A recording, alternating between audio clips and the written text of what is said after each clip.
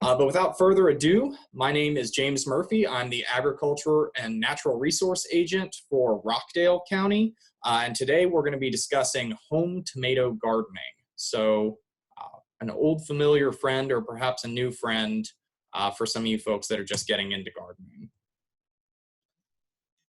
So for starters, what is a tomato? I think it's kind of taken for granted in a lot of cases that tomatoes simply just kind of exist in the garden. They are such a staple. But if you've never really stopped to think about what they actually are and where they come from, this may be a little bit of interesting trivia for you.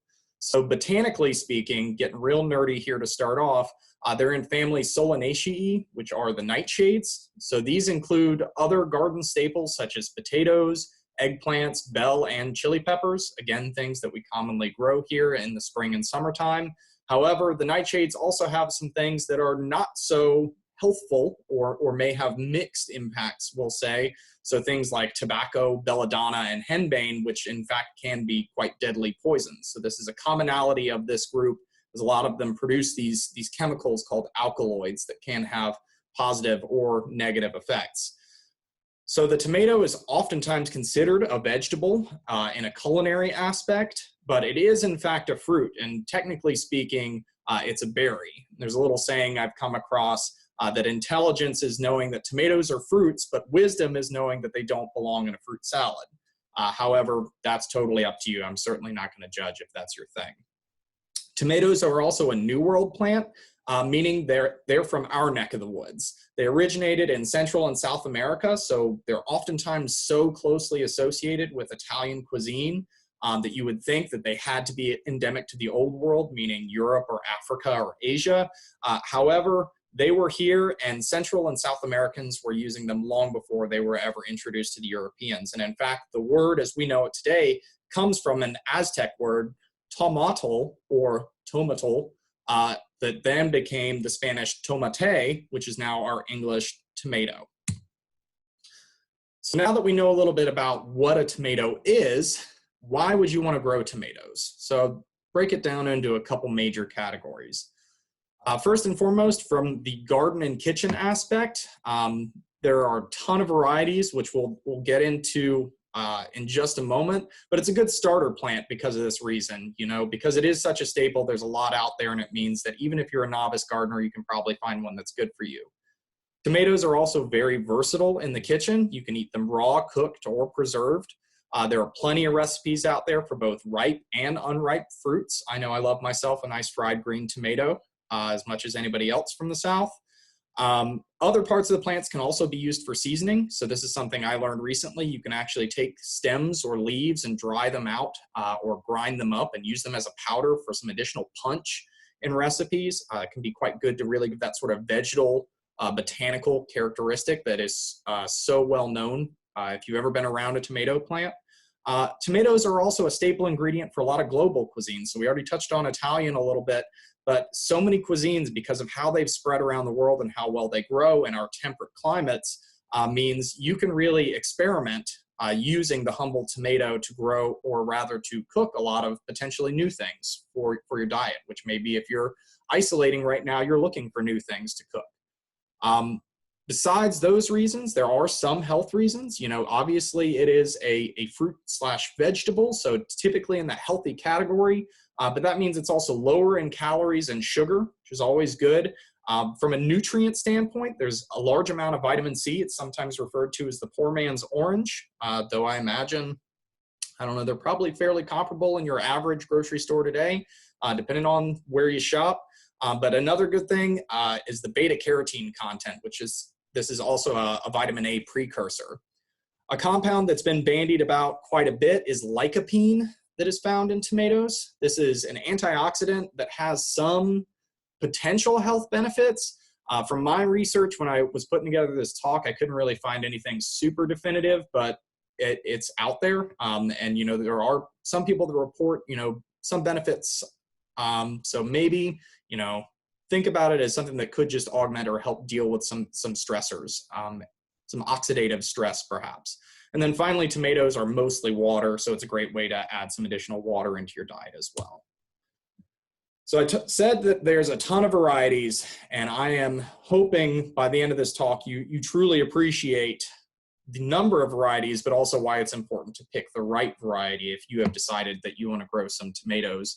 And by doing that, we're going to wade into it by talking about how does one choose a variety.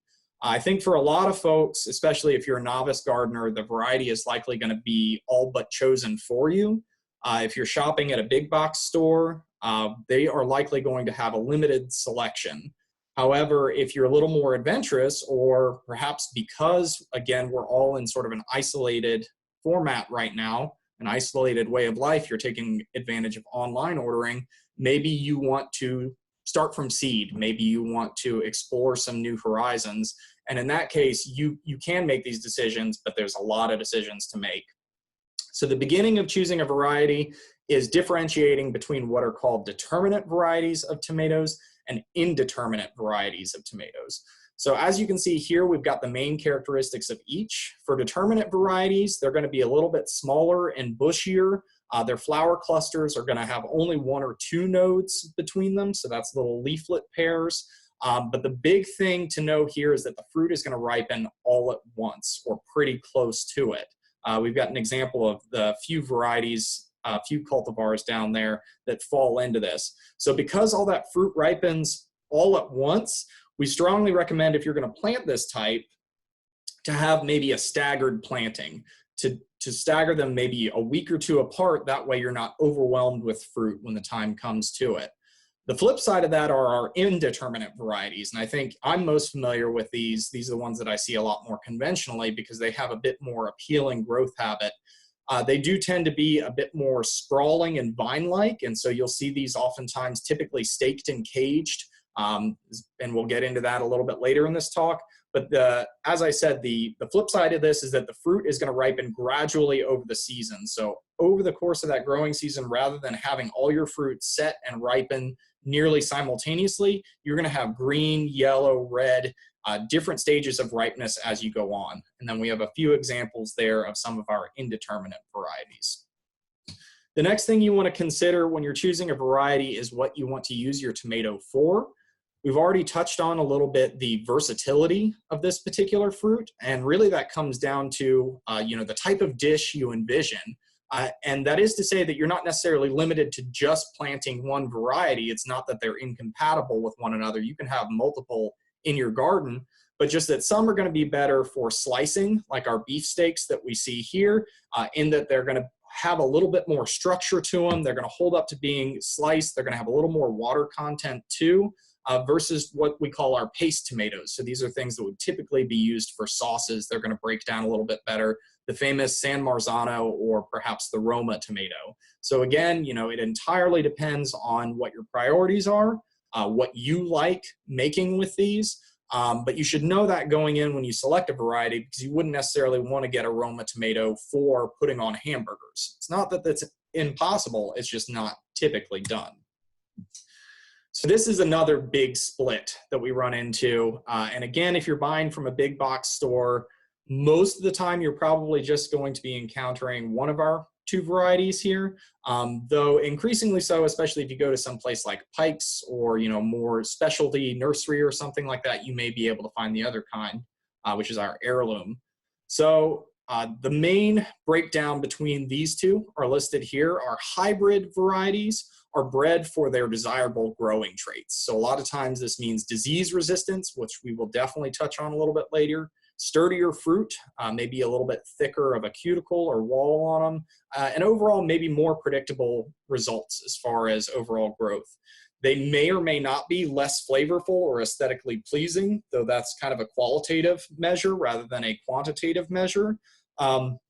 But another thing to understand here is that saved seed is not going to be true to type in this case. If you keep the seed from these tomatoes, your hybrid tomatoes, you're not going to necessarily get something that is representative of what you just grew that previous season, so there's no real reason to hold on to it. If you like that variety, you should just seek out that seed and buy fresh for your next season. So because of these reasons, because they're a little bit more dependable, resistant, a little more predictable, we oftentimes say these are a better choice for maybe the novice gardener. The other side of that is our heirloom varieties. So these are sometimes called ugly tomatoes. However, if you look at this one, this striped German from Johnny's Seeds, I think it kind of looks quite beautiful as far as a fruit goes. So these varieties, as the name suggests, they are old variety seeds that are going to be prized for their appearance and flavor. And the thing here, we talked about not saving seeds for our hybrids.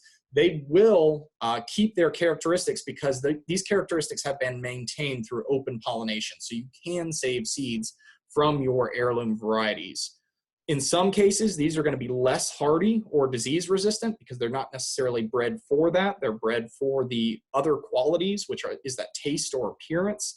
So if you're a little more experienced, you've got a little bit of a green thumb or it's greening up, you've got a couple of growing seasons under your belt, these might be a better choice.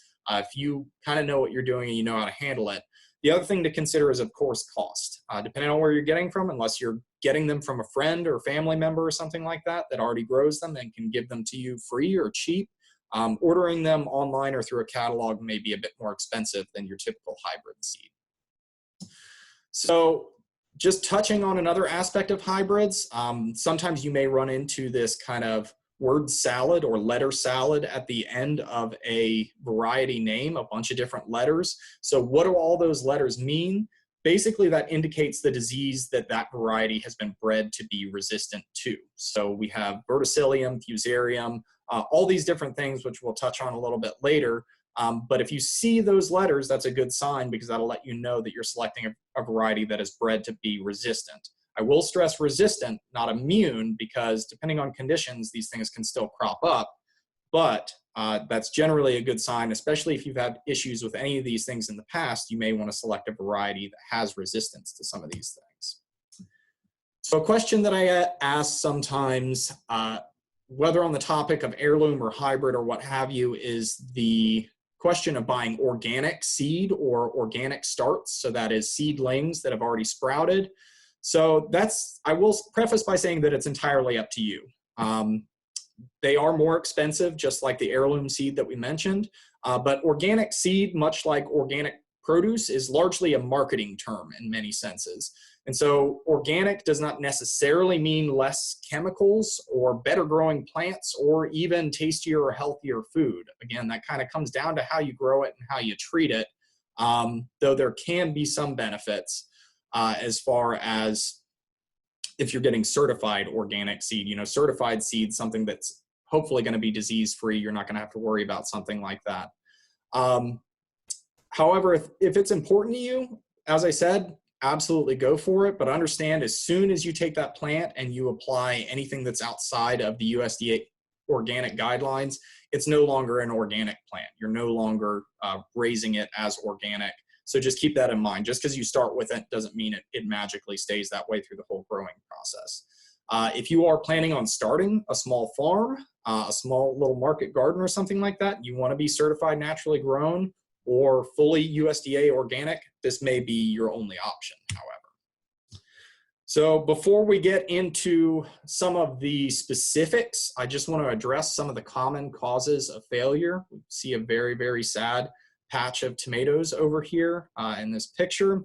So if you've ever had your tomatoes end up looking like this, there's any number of reasons why it could happen, and that may be, why you've called me or contacted somebody else in extension.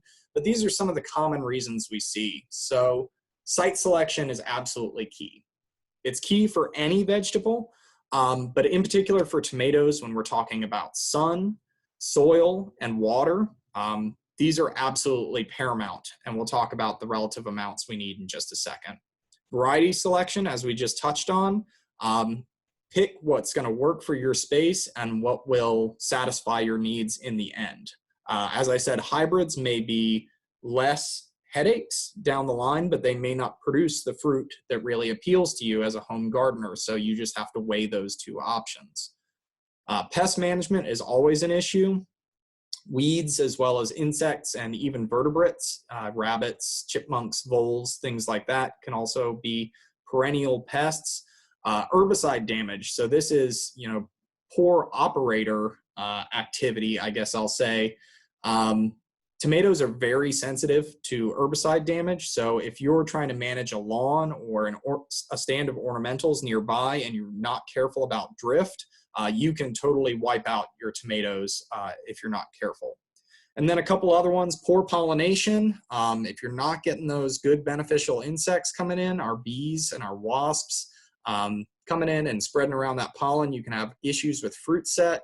And then we also could have issues with crop rotation, as far as, because they are solanaceous and they share that family with a few of our other common crops, disease can build up if you're not careful about moving this stuff around your garden and letting it rest for a couple years at a time to try and reduce these disease loads. So let's talk about planting a little bit. I mentioned, site selection is a common source of failure. So these are some of the site essentials. Full sun, absolutely first and foremost, and by that I do mean a minimum of 8 hours. We live in an apartment here in Decatur, and we have what would otherwise be considered, I think, a fairly nice sunny porch, but the fact of the matter is we don't even get probably half of what tomatoes need, or really any vegetables need. So if you're selecting a site, it's a good idea to find a place, especially if it's going to be, completely fixed on a porch or something like that, that is going to get that amount of sunlight, because without it, they're just going to fail to thrive. Your soil pH is very important. 6.5 ideally is what we recommend, and we'll touch on that in a little bit later. But just consider that range as far as what's good for your soils. Loam or sandy loam, so that means organic material with good drainage. You want that water to actually flow through and not sit there, and that's true for especially if you have in containers. You want to have some drainage holes in the bottom of that so the water has some place to go and it doesn't pool there and you get issues with root rot. Hydroponics are certainly an option. Tomatoes, I think, are one of those crops that really has taken well to hydroponic culture, and people have even taken on doing it at home, I think, quite successfully.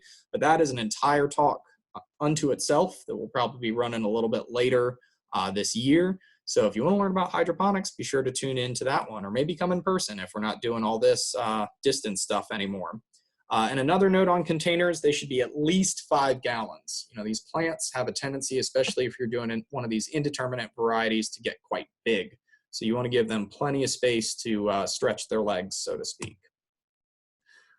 On the subject of soil fertility and pH, I just want to illustrate, we've got a nice little chart over here, and let me pop up, we've got a nice little red line right there on the 6.5. Just to show the relative bioavailability of nutrients at various pH levels. So this is why testing your soil and having an idea of what's going on is so critical to the success or failure of your garden, because you can have all the nutrients in the world. You can dump tons of high quality manure, compost, organic material, what have you, onto your soil and integrate it in. But if you're not at the right pH level, the plants just simply can't absorb it. It's just not going to happen. So this is why we always advise testing your soil if you're planting directly in the ground. If you're planting into containers, pots, what have you, you probably don't need to test, but it's a good idea to know what kind of fertility that soil has and whether or not you're going to need to add some. Most of our native soils here in the Piedmont are clay heavy, small particle size, and moderately acidic. So typically not too bad, but I've seen, around 5.5 down to around 5.0. So most often that means if you're interested in growing spring, summer veggies, you're probably going to have to apply some lime in the fall and let that rest to help bring that up a little bit. Again, just to make sure that all of your hard work and all the nutrients that you're trying to provide to your lovely vegetables make it there. On the subject of nutrients too, I want to talk about what some of our nutrient deficiencies look like, because this is another common concern. People are often wondering, is this a disease or is my plant just, lacking something in the soil? So if you've tested and you've gotten your soil report back and you've applied your fertilizer at the correct rate, then hopefully you shouldn't run into anything like this. But things like heavy rainfall or quick temperature change can affect some of this stuff anyway. So I just want to do a quick overview what some of this looks like. So a nitrogen deficiency is usually going to be characterized by a pale color of the leaves. Usually the lower leaves, that means the older leaves, are going to be more pale than the upper leaves. Too much nitrogen actually is a common problem, especially people, if you're using the liquid soluble fertilizers, because they're just difficult to measure accurately and to apply accurately. So we definitely recommend for most applications to just use a granular fertilizer. That way you know exactly how much you're applying. You can apply it directly to where the plant needs it, right around the root zone, and you have a better idea. Looks like we've got a question. Let's see, recommendations for growing a larger size tomato variety in a container such as a 5-gallon bucket. Is there a type or brand of soil that is better for container gardens? So for growing a larger size tomato variety, 5-gallon bucket would probably be fine, and we'll talk about how you support it, whether you're kind of trellising or caging. You'll have to give it some kind of structure because, again, these are kind of viney. So you want to make sure that that plant has somewhere to go, and that direction is up, so you can get it up and elevated and really get nice separation between your nodes and allow for good fruit set. As far as the type of soil, it's entirely up to you and your budget. We just started our garden here on our porch recently, and we got some standard Miracle Grow that has slow release fertilizer in it. It's kind of set it and forget it, but then again, we're not too concerned with getting massive yields or anything like that.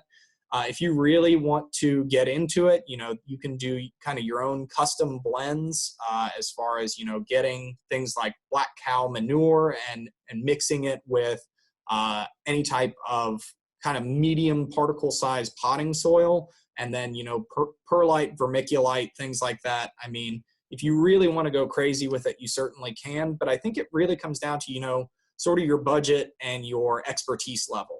If you want to spend the big bucks and get the crazy organic stuff with all of your included micronutrients and really baby it, you're more than welcome to. But if you're kind of a novice gardener, I'd say you can just start with the standard slow release stuff, and then you can add a little bit of fertility over the growing season as the plant needs it.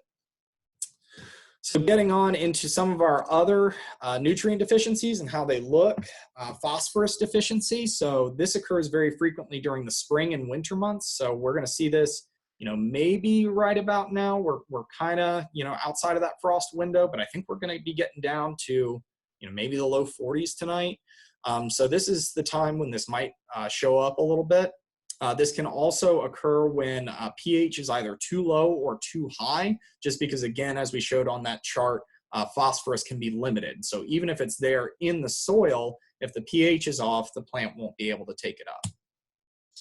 Potassium deficiency, so as opposed to our nitrogen deficiency that usually shows up on our lower leaves, this is going to show up on our younger vegetation, on the upper leaves. So as I mentioned, rainfall can cause issues with this, potassium leaching out of the soil. So this is where we can run into issues where, if we have another really wet season, obviously we had a very dry summer last year, but if we get a lot of rainfall this spring or summer, and you've applied some fertilizer, and then all of a sudden you're starting to see some chlorosis, some yellowing on your young leaves, you may need to come back in and supplement with some potassium because that will have leached out. I would also look for necrotic areas close to the tips and margins, as well as between the veins. So I'll see if I can pull up my laser pointer here. So you can see some of these little dots and things like that. And as we get into diseases a little bit later, it's important to be able to see, well, this chlorosis goes along with those dots, so maybe this is a nutrient issue rather than a disease issue. You can also see this presenting on some of our fruit here, some of this yellowing or failure to evenly ripen across the board. So calcium deficiency, we'll talk about this one right over here in some detail a little bit later. This is blossom end rot, which is caused in our tomatoes by a lack of calcium during the ripening process. But you can also see it characterized by these curling or cupping of leaves. This can also happen with environmental stress, so cold damage and things like that. Drought or poor moisture management can also lead to it. So this can be one that's a bit complicated to diagnose, but if you see this for sure on your tomatoes, that's 100% a calcium issue. Iron deficiency. So this one is, again, similar to our potassium deficiency in that it affects the uppermost young leaves. But generally speaking, it's going to be more of an overall yellowing rather than a marginal yellowing. And so particularly you would see this in soils with higher pH, or those that are cold, wet, and poorly aerated are the times when this can crop up. So we typically aren't going to see things with too high of a pH around here, but if it's poorly sited or you've got it in a pot that doesn't have good drainage and it's got wet feet, you may start to see iron deficiency. So as far as practical planting dates, these are just some things to generally keep in mind. We've got a nice publication on our online publication library that has various vegetable planting dates and recommended varieties and spacings and all that, but this is just sort of to give you guys a general idea.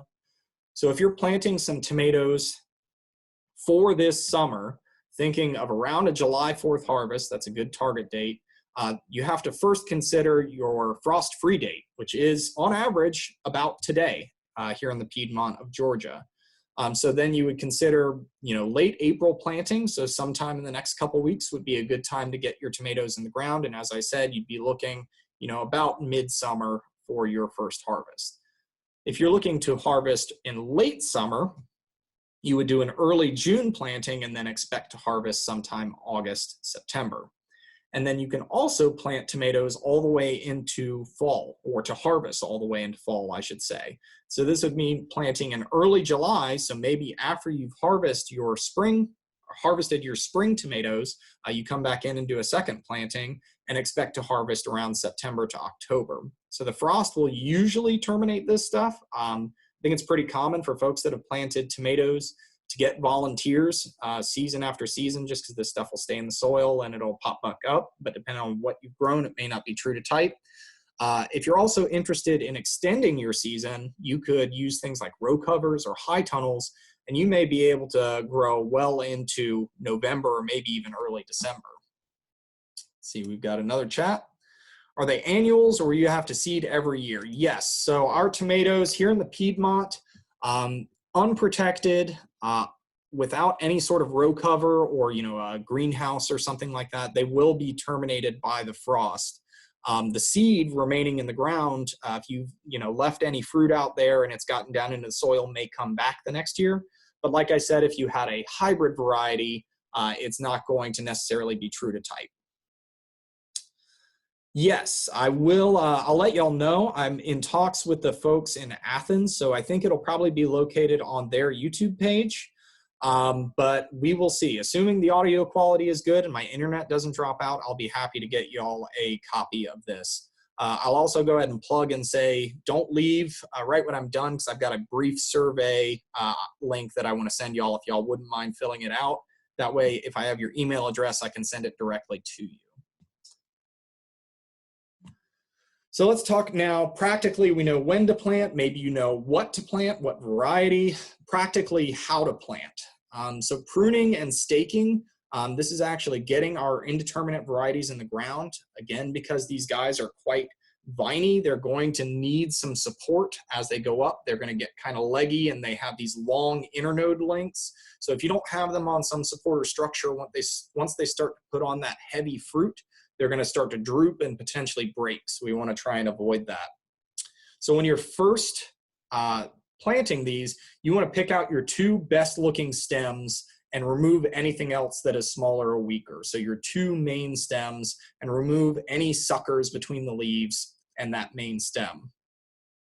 And then basically late season, after September 1st, you want to start removing any flower buds. So this is, if we're talking about an indeterminate variety that's going over the summer into perhaps early fall, you want to start removing buds, because those are just going to start to rob any potential energy from your fruits going in. You can see from this diagram over here, a basic idea of how to get this set up using something like twine or something soft to kind of affix these. I would just be careful with when you're doing this to make sure that you don't end up accidentally girdling your plant. So definitely check on it and keep an eye for any sort of breakage or anything like that, or bruising or any issues like that, because you may need to adjust this as the season goes on. So I'm a Georgia guy. I went to Clemson too, but I'm a Georgia guy, and so I'm loath sometimes to use the F word, but I'll say it. This is the Florida weave, so known for the state it comes from. The commercial growers down there like to use this. I'll go ahead and answer this question real quick. Does the pH of bags of potting soil vary greatly? Typically, no. It is generally going to be dialed in for that, fairly neutral or just barely acidic range, probably in that, 6 to 7 range. If you are at all curious, there are home pH little test kits, or there are actual soil testers that you can buy if you are so interested. But no, they are going to be fairly well standardized because they're trying their best to help with getting your plants to grow. But yeah, so this is the Florida weave. This is if you're planting a lot of things, if you're planting in rows directly in the ground, this is a way that you can kind of maximize your structural integrity without having to have a bunch of individual stakes out there that you have to have one for each and every single plant. The idea here is basically that you have large posts or stakes spaced, maybe every 2 to 3 plants, maybe a little bit more, depending on how you've got it set up. And then as you go through, you're essentially going to wind a soft material, not necessarily tying it around here, but just on either side, and literally you are weaving that material around the plants and then tying onto the posts and then continuing as you go along. Let's see here. Is garden soil or potting soil best for planting in a 5-gallon bucket? So I would say potting soil is probably going to be a bit more complete and probably have better drainage. It's probably going to have things like perlite or other larger particulates in there to help with drainage, versus garden soil. It may be more, it may have, a good nutrient complement, but you're likely going to need to add some amount of perlite or something like that to try and loosen it up a little bit to help with that drainage. But it depends on kind of what the blend is in the bag, I suppose. So that's the Florida weave. This is really only useful for folks growing in the ground, but it is a potential option. Caging. So this is something that is done pretty typically. We do this in our garden over at the planter row that we have in Rockdale County. So caging can be done in containers just as easily as it could be done in a field context, which is what we do. Caging is nice because, again, it gives that nice kind of latticed structure support for our plants. The leaves themselves can actually help to avoid issues with sun scald. However, it can also make it a little bit difficult sometimes to work in there amongst the cage and having to reach in there. You can get in there and you generally have good access, but you do have to be careful. I mean, you can see these cages here are quite a bit rusty, so you do have to be careful with that. Let's see.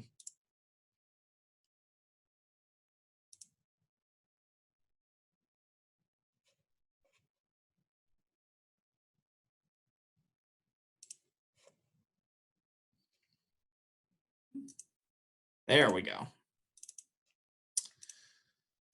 So caging can be nice, but as I said, the one danger you have is that you may have some sharp, rusty surfaces here that, of course, you need to be careful when you're working around these.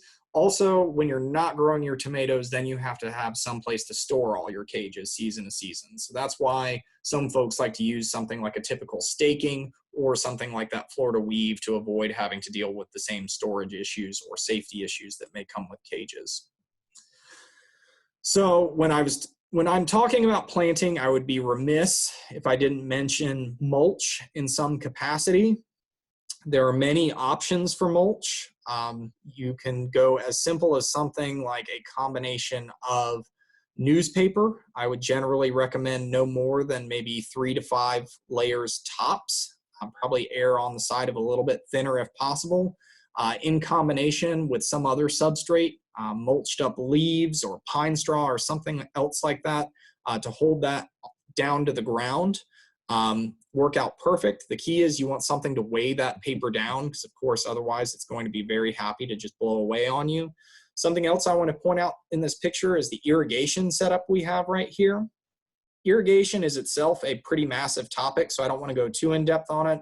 But the key is here, you want to, if you're using any kind of irrigation, or even if you're using hand irrigation from a hose or even from a watering can, you want to deliver that water straight to the root zone. A lot of our disease issues that we'll talk about later can be exacerbated or potentiated by overhead irrigation, because splashback from that soil can end up on the leaves and cause issues. And so getting water delivered down to that root zone is the best way to do it. And so if you can set up some kind of drip system and have that irrigation up underneath your mulch, this is a great little combo system. What you see over here is kind of a more commercial aspect for growing vegetables. This is called plasticulture. And believe it or not, certain types of this are USDA certified organic, a ton of plastic, but it is still an organic technique. It just has to be petroleum based, not PVC. It has to be taken up at the end of the year. This is a great option if you are thinking of doing things large scale. You already have a tractor and you've got the money to do it. This is a great way to reduce your weed pressure, reduce your disease pressure, but of course it is costly, and this is basically, you know, pro option only. This is not necessarily at all for the novice gardener, though, you know, depending on the amount of land you have, this may still be a home garden. So now we're going to get into some of our disease problems that we typically see and how to kind of troubleshoot them. So we've got listed some of our common diseases over here on the side. But one of the things I want to point out to y'all that may be more important, because I can help you solve this stuff. You can always send me pictures or, you know, call in and we can try and figure out exactly what it is. But when you're scouting your garden or where you're trying to figure out what's going on, you want to be looking for some of these things over here. So spots and lesions, wilt, discoloration, fruit drop, any sort of fuzzy growths. So if you think like a mold or something like that, it can come in any number of colors. Concentric rings are pretty common. You know, generally, I've heard the saying that Mother Nature doesn't like to move in straight lines, but when it comes to disease presentation, for some reason, Mother Nature likes to show up in concentric rings. So if you ever see that on your fruit or on your foliage, that should clue you into something is going on there.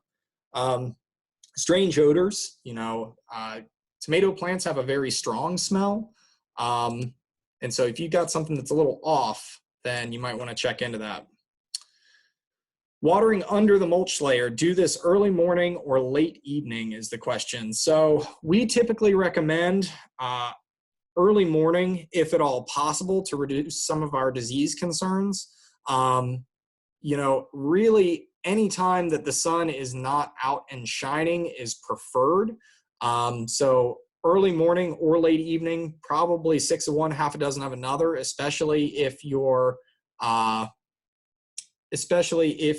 are irrigating directly at the root system. But assuming you're doing that, you've got some kind of clock or timer. Otherwise, you know, try to work around your schedule.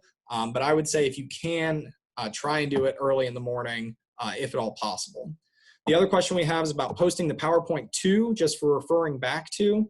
Yeah, I'd be happy to do that. I'm probably just going to upload it to OneDrive, and I'll send that along. So if you include your email in the survey link at the end, I'll be happy to send that link along to you so you can download it if you'd like it. So let's talk about some of our typical candidates or things that can show up. So we already touched on, you know, some of our hybrid varieties and how they've been bred to be resistant to some of these things. But these are things that can crop up even in some of our resistant varieties, and some of the things you should look for. So the first, we have a couple of wilts, FUSARIUM and VERTICILLIUM. These are both fungal caused wilts. And as I mentioned, these are going to be living in the soil natively, and they can be more of a problem if you've had other plants that have had them in the past, infected plants, potatoes, peppers, something like that, that was planted in the same place, that if you haven't properly rotated, they could still be living there for quite a long time. And that's because they're in that soil, they can generally come right up through that root system if they haven't had time for that area to kind of lie fallow and for that disease pressure to die down. So as I mentioned, rotation, whether that means leaving it completely fallow, planting a cover crop, planting something out of Solanaceae, you know, putting some corn there, putting a cucurbit, some squash, or some melons or something like that there, rotating that around, or plant one of those resistant varieties would be the best way to do that, because once that's in that root system and has started up through the vascular system, fungicide just isn't really going to do it. Is rotation necessary with a bucket garden? So rotation isn't outright necessary unless you've had disease issues, in which case, if you've had disease show up, I would discard any soil in that bucket, in that container. Is there a treatment to add to soil to rid the fungal or soil pathogens? So I'll finish the other question first. The rotation necessary with a bucket garden. So as I said, unless you've had disease issues in the past, probably the only thing that you're going to need to do is supplement with fertility, whether that be with an inorganic fertilizer or just some additional organic material to try and replenish that, because of course the plants are going to utilize that. It is a kind of a closed loop system, not totally closed obviously, but closer to it than an open ground system. So I wouldn't say you need to.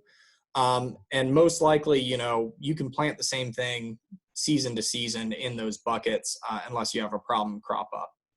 So is there a treatment to add to soil to rid the fungal soil pathogens? So not necessarily. I mean, there are antifungal agents that you could add that exist as soil drenches, but in a lot of cases, if you're planting from seed, they may be a seed treatment, so an antifungal or antibacterial agent that's already applied to the seed. Otherwise, you know, you should be buying healthy starts to begin with, so those that are either a resistant variety or ones that you've already inspected to make sure they have a healthy root system, they're not exhibiting any of these, and hopefully then not planting them in a place where you've had issues in the past. A lot of the homeowner stuff for treatment is going to be a foliar application rather than a soil drench in this case. So this is another fungal issue we see. Rather than a wilt, this is a leaf blight. So you can see these little blights, these little blotches we have on our foliage here. So this can survive over winter on infected plant debris and also on equipment stakes and cages. So sanitization is something that I haven't really touched on yet as far as disease control. Mulch can certainly help with mitigating some of that soil issue, but sanitizing, meaning removing old plant residues and also cleaning your materials. I think a lot of us are now all too familiar with the idea of being hypersensitive to sanitization, and the principle kind of carries through here as well for dealing with some of these. That's not to say that you have to be super careful with your garden at all times. This is really more a problem if you've had this show up in a garden. You need to make sure that all those residues are 100% removed, cleaned out, you've cleaned anything they've touched.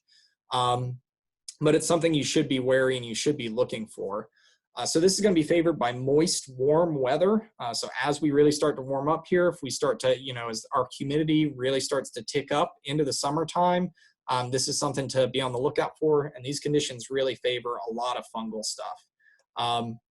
Another thing to look for is this is generally going to show up first on your lower leaves. So it might start as just kind of a yellowing, you know, similar to kind of that nitrogen or maybe potassium deficiency. But once you get these actual lesions, again, those kind of concentric circles on those lower leaves, then you know you've probably got an issue. So as far as dealing with it, rotation, as I already mentioned, sanitization that I touched on as well. Mulching is great, again, because it's going to keep down some of that potential area or reservoir for this stuff to be hosted, as well as keeping back weeds, which may be secondary hosts. One other thing I want to point out is making sure you don't overcrowd your plants. I think, especially in a home garden, this can be a common instinct to try and maximize your yield from a very small space. But the truth is you want to try and keep things with a little bit of separation. You know, a couple feet would be ideal just to allow airflow. I understand if you're growing on a porch or in a very small space, you may have less to work with than that. But as much as possible, you want to allow that space to allow for airflow and also the added benefit of more sunlight getting down evenly. We already touched on overhead irrigation because, again, it can cause those problems with splashback. And irrigating in the morning, like I said, the longer that plant stays wet, so if you water in the evening, especially if you are doing overhead irrigation in the evening and that plant foliage stays wet, that's going to potentiate more issues for some of this stuff to show up. There are some fungicides, some foliar application fungicides available. So copper, chlorothalonil, and mancozeb are some of the common ones that we recommend. It'll depend on, you know, what's available and kind of the state of your garden. Just make sure that when you're applying, you get good coverage, especially on those lower leaves where it's going to be more prone to showing up. And then you want to apply at least weekly when the weather is favorable. So that's warm but not hot. And you also don't necessarily want to apply right when it's about to rain because this could easily just wash right off. And that principle holds true for any of our foliar applications. This is early blight, so this looks somewhat similar to our Septoria here, except for it doesn't have kind of that graying. It's much more of a brown, but you can still see it's got some concentric sort of circles to it in there. Again, this is going to survive on that infected plant debris. And a key here too is that the spores can be wind dispersed.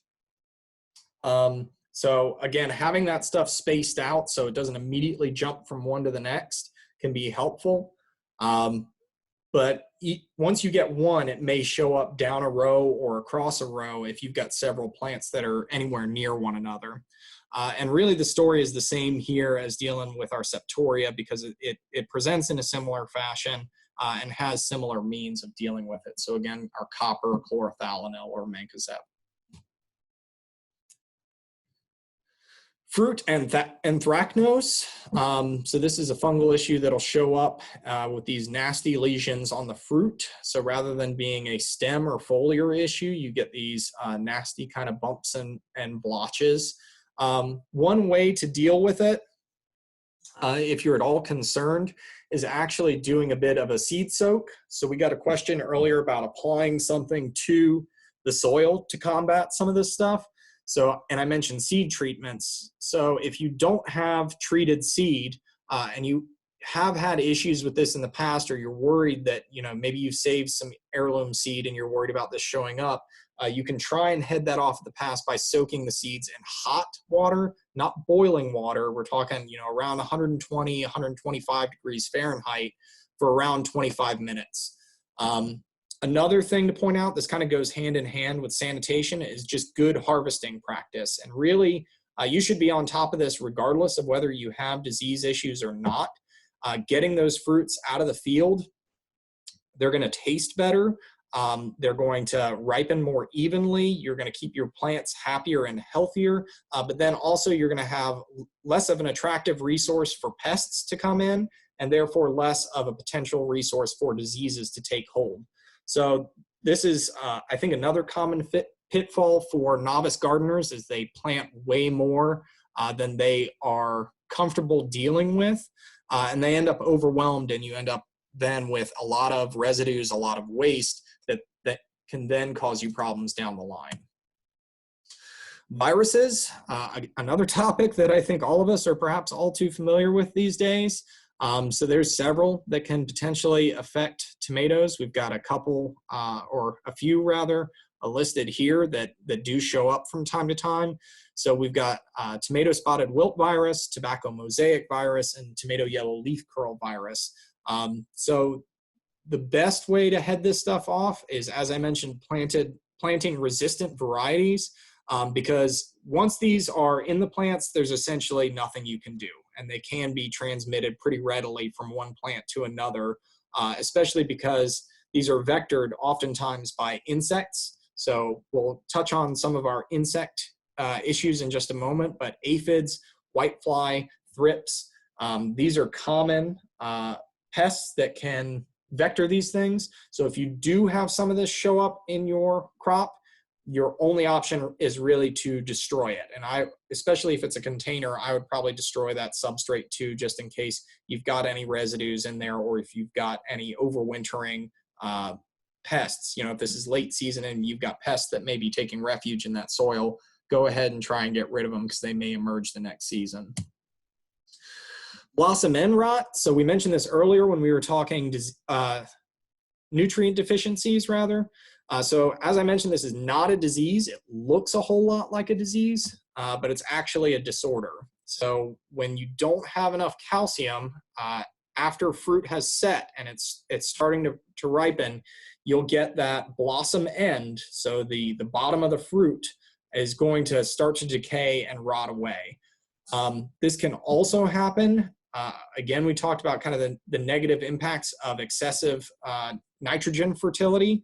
If you get a little too heavy-handed with that fertilizer later on in the season, because you're trying to encourage that growth and you really want to get a good crop, if you get rapid plant growth and all of a sudden you drop that calcium availability, then you're going to run into issues with this right here. And this is one that I think is, I won't say common, but with fair frequency, you'll see show up in tomatoes.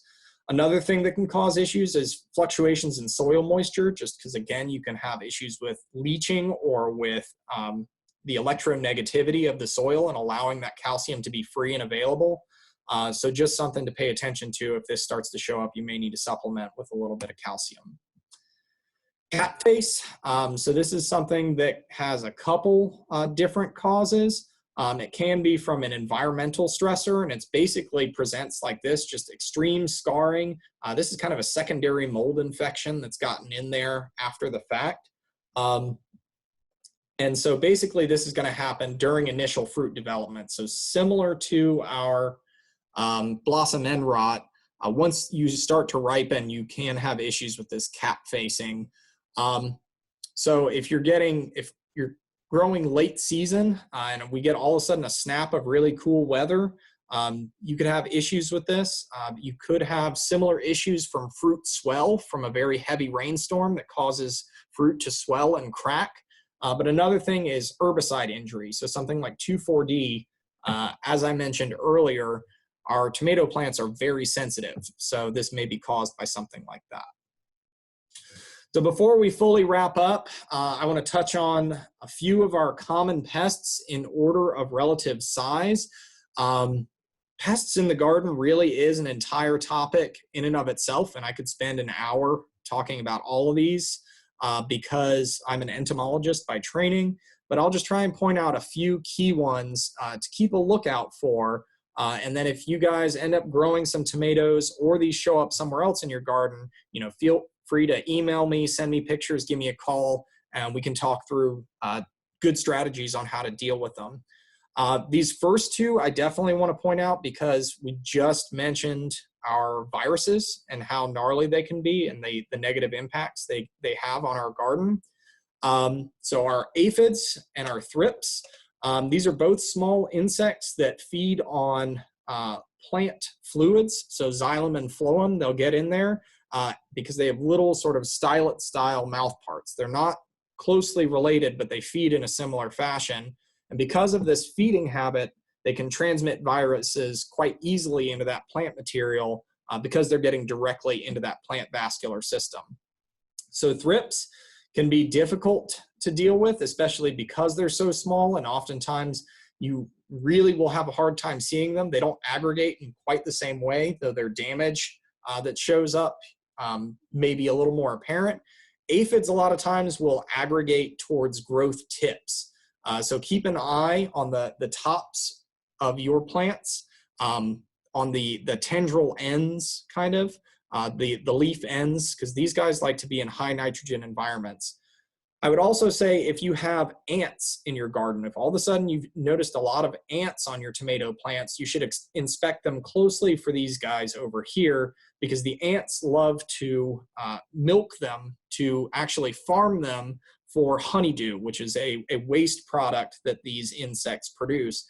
So if you're working in your garden, in your tomato plants or anything, what have you, and all of a sudden you notice all of these ants crawling all over the place, I would advise you to take a little bit of a closer look because you may have an issue with these guys.